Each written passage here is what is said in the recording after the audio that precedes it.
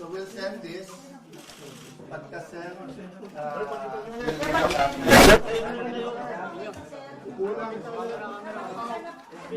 Teka. Hindi, patay na yung mic natin. Hindi ka frequency. Sir, sa kaliwa, sir.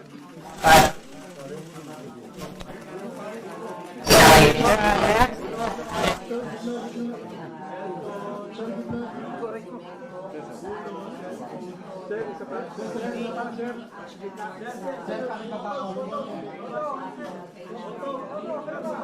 Sir, taas na.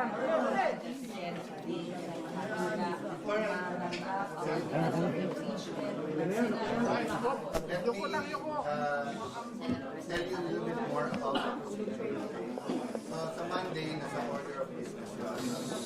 Ibibigay sa rules like any other. Yung majority leader or acting majority leader, yung kanyang i-represent. No? The likely scenario is we will organize muna the Senate so may mga committees. Take that out. From the majority side, kasi nag-focus kami kagabi, I don't see any amendments to the resolution. So if there's going to be any, I'm not saying there will be, I want to be clear, I'm not accusing anyone of delays. I'm saying it won't come from the majority kasi nag-meeting kami kagabi. We are happy with the former rules.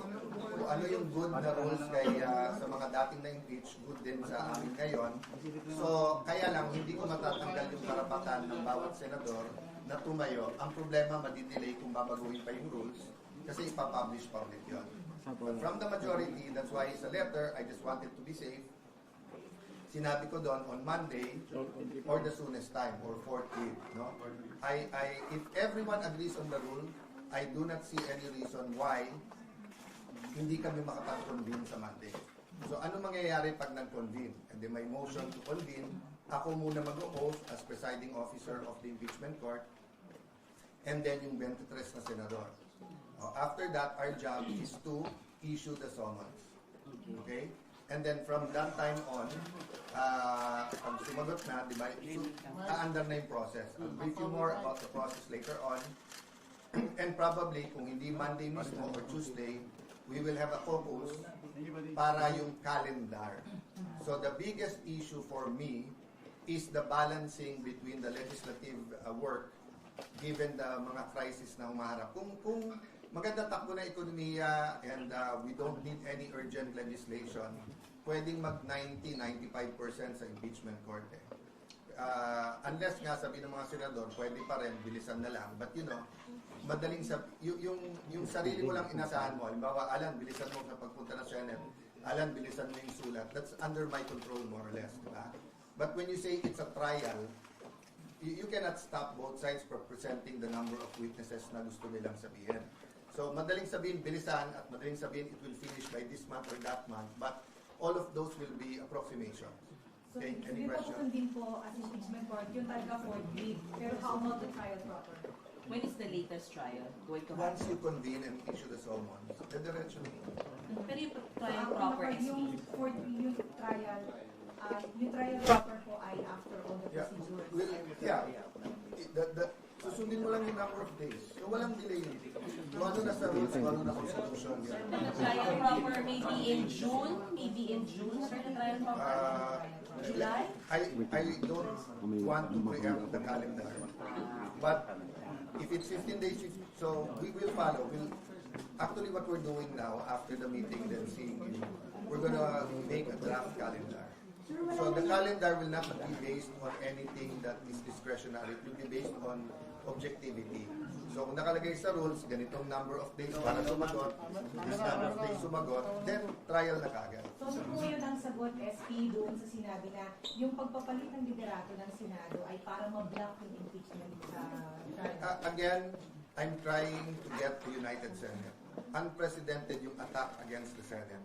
First nung Monday na hinabol sa loob ng Senate ang isang senador, ginulpe ang isang member ng USAA, and then last night, the armed attack on the Senate, unprecedented yan.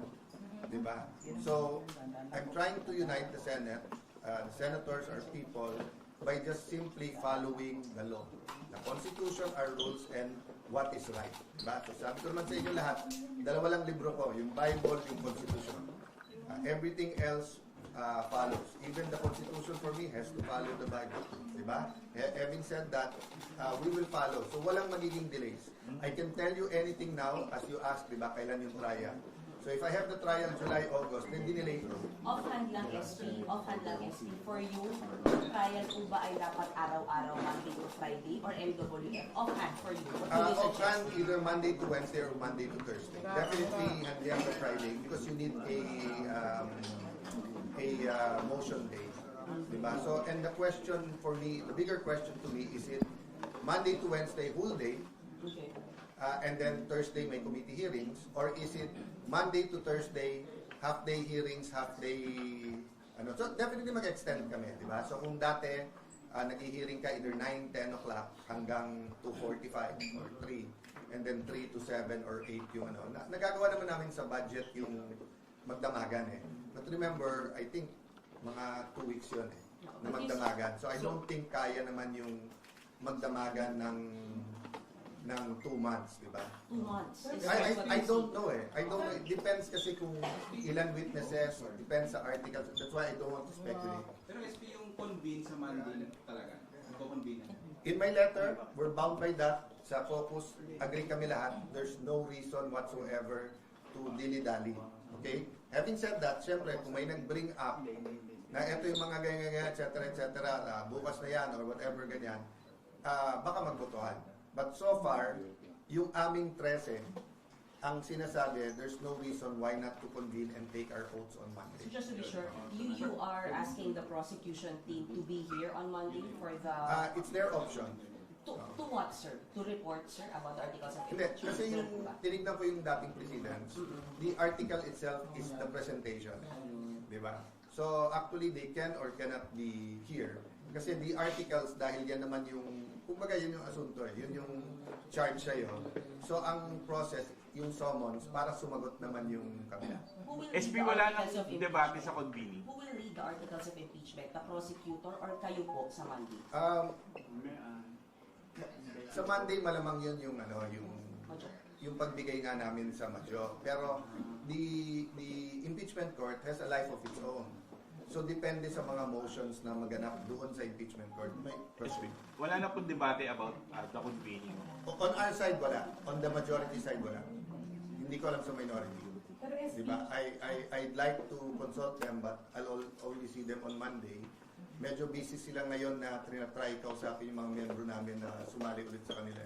SP, kahapon So may co-attempts na naman, sir? Against you naman ngayon, sir? Suggest, ano naman, expected naman. Who told you that, sir? From the majority? Oo.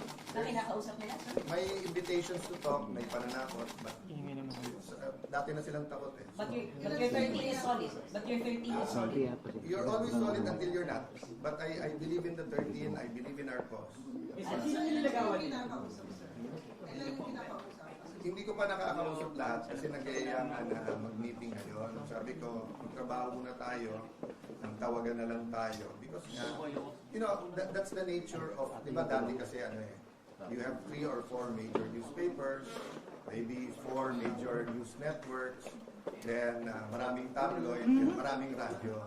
Ngayon kasi with SOCMED, anyone can say anything. Di ba? And anyone can interpret anything that way. But yun na ang challenge ko ngayon. Di ba? Trabaho or mamulitika.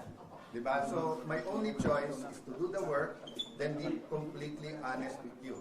So, in an hour, I will be completely honest what happened kay Senator Boto and where the investigation with the PNP is. But uulitin ko lang ha, PNP, AFP, lahat NBI, hindi tayo magkakalaban, we're one government. Ha? But we have to respect the judiciary, the same manner the executive, but also respect the legislative department. So in the same manner, kung may fake news, I expect them to address that immediately.